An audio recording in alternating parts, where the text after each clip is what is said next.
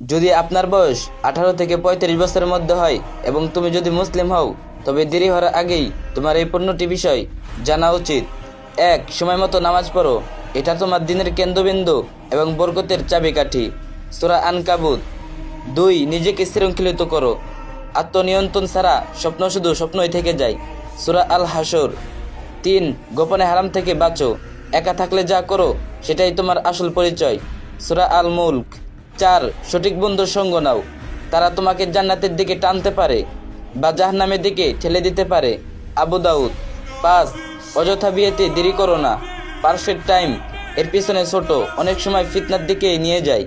Bukhari. 6. Basic ফিকহ ও আকীদা শিখো।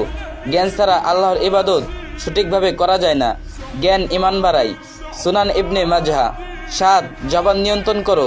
জিহ্বা এমন ক্ষত করে যা হাতের আঘাতের থেকেও দ্রুত ধ্বংস করে। তিরমিজি। 8. দৃষ্টি হেফাজত করো। এটা তোমার হৃদয়কে অযাচিত বাসনা ও আফসোস থেকে রক্ষা করে। সূরা আন-নূর। 9. নিয়মিত দান করো। দান কখনো সম্পদ কমায় না, বরং বাড়ায়। মুসলিম। 10. ঋণ থেকে দূরে থাকো। এটা স্বাধীনতা ও বরকত কেড়ে নেয়। বুখারী। 11.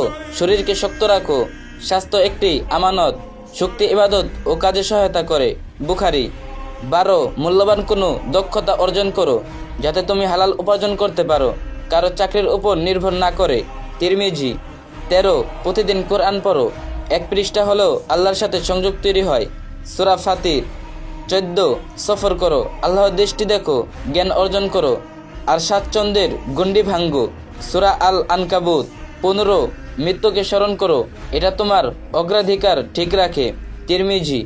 আর এই বিষয়গুলো আরেকজনের সাথে শেয়ার করুন, যাতে আরেকজনও এই বিষয়গুলো জানে। আর যে যত পারেন বেশি বেশি কপি লিঙ্ক করে দিন।